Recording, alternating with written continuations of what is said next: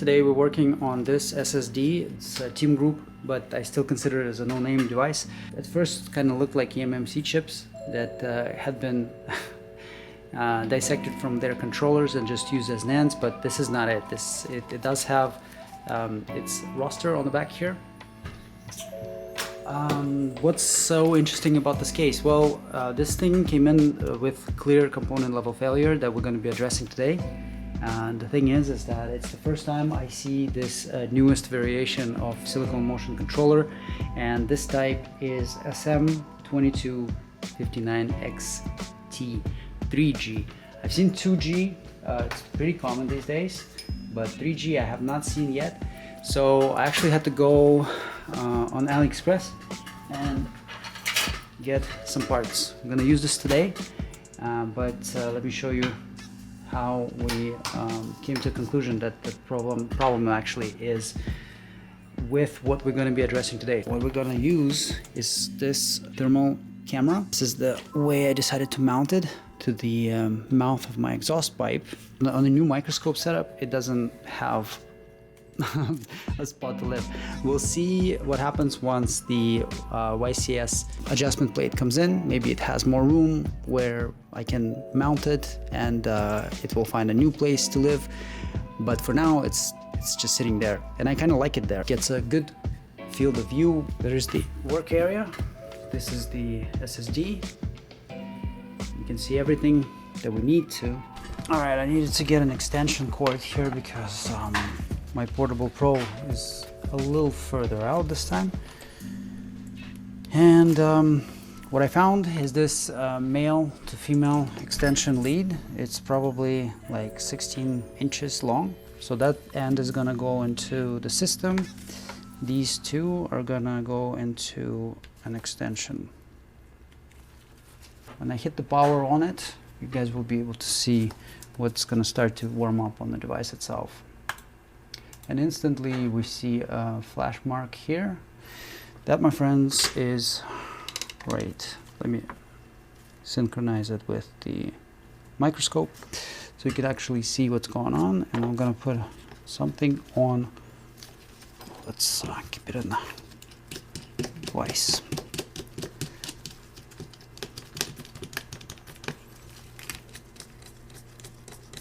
So it doesn't move.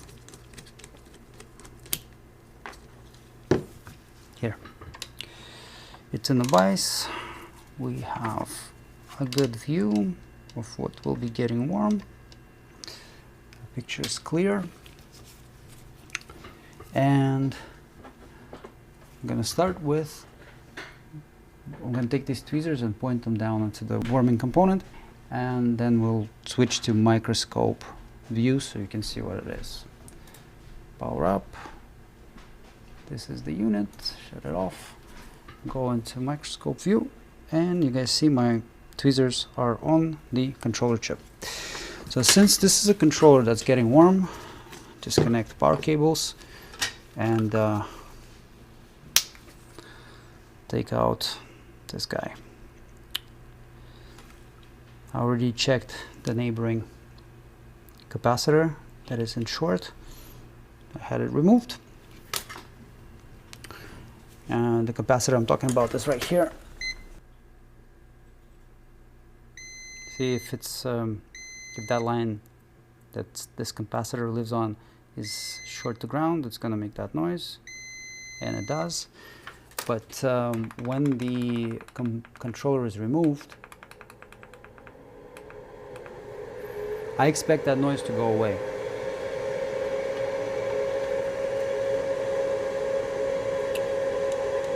Okay, so I have 400 on the heat.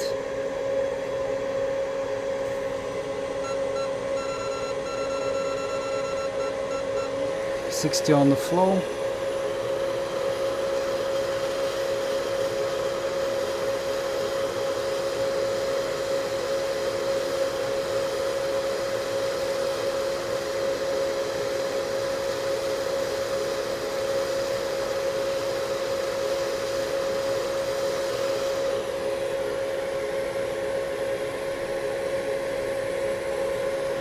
So we have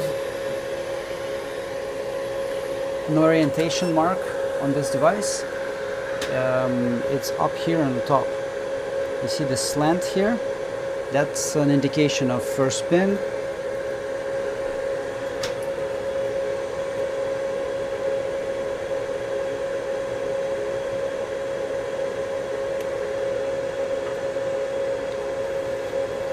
This is not powerful enough. I'm gonna grab a bigger iron.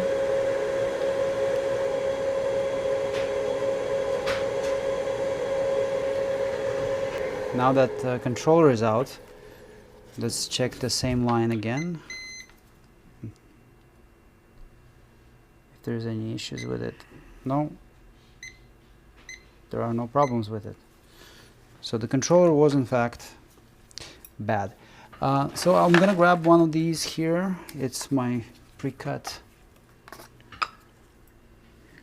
Wicking braids to flatten up the spot.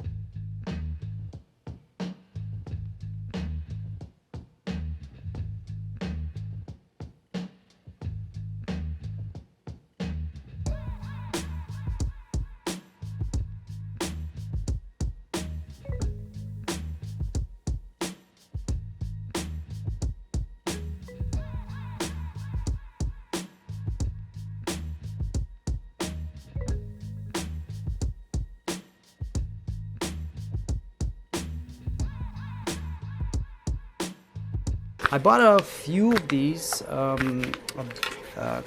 controllers. Let's see. I hope they're completely reballed and ready to go, because I don't have time to reball them right now. Yes, so I bought like 5 of these things, because my guess is that they will be failing. Let's have a look. Yeah, they look brand new.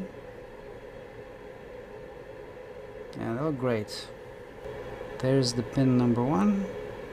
I'll lay that down. I'll drop it in down to 360 and 40 air.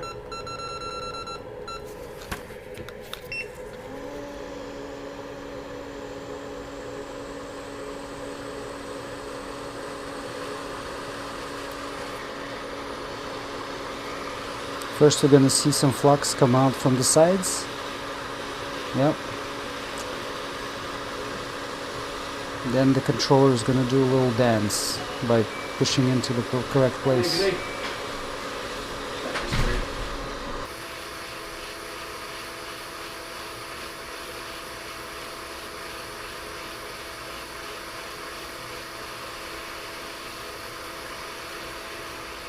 Yeah. I think it was slightly off the pads.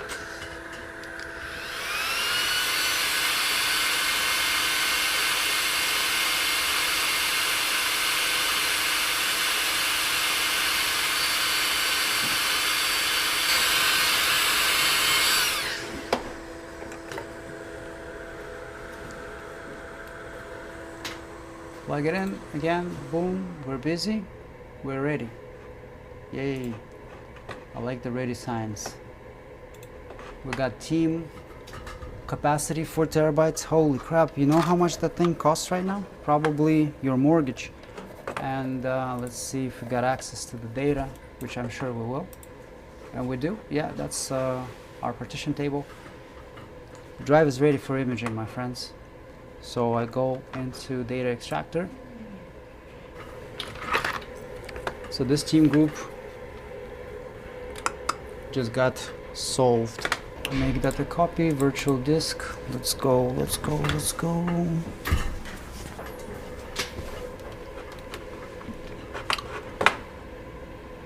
Boom, build a head map for the SSD.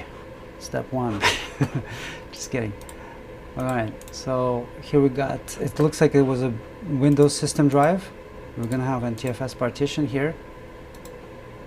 Let's get the MFT map out of it. 500 megs. That's gonna be relatively quick.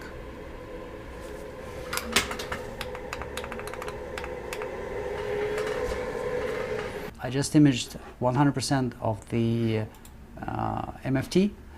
So at this point we can go and actually grab bitmap by used sectors, and that will tell us how much space was used on the device. It's going through it right now. 300 gigs. Wow. Well guys, the case is done and it's fully functional. As you can see, we're imaging the data. Everything is nice, beautifully green. What that means is that the drive is basically fixed. By use space on this device, we have 370 gigs roughly. That's what we're gonna go with, bitmap, instead of imaging the whole thing, because 95% of this thing is filled with zeros. That's good news for the client, good news for me, good news for whoever sent it here. I'm out of here, guys. I'm late. I gotta get to the next thing I'm doing today. I'll see you all in the next episode.